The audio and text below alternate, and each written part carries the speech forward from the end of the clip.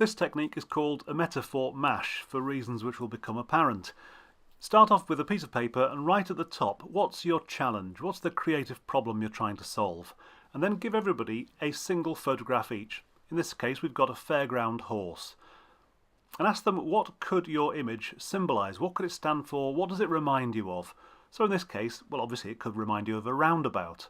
It could also remind you of horses themselves. You could say, this has reminded me of evening because of the light, or artificiality because of the way the horse is painted, or pleasure because fairgrounds are places we go to have fun. All sorts of things. There's no right and wrong. Write down as many as you can.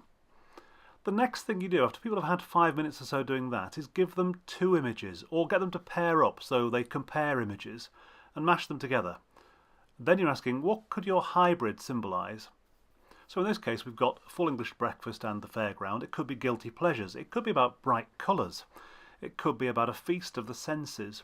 It could be about occasional treats, because obviously you don't go to fairgrounds and eat full English breakfasts all the time. When people have had 5 or 10 minutes to work on their hybrids, then you ask them, how could the qualities they've written down in either the first box or the second box inspire a new approach to your creative challenge? So let's take the idea of occasional treats. So you could say, well, what's the reward system for the project we're working on? Or bright colours. How do we make our project attention-grabbing? Let's take Feast of the Senses. How does our project appeal to people on more than just a rational level? So all these are great questions that can get you thinking about your project in new ways. You'll find more tools like this on my website or by following me on Twitter.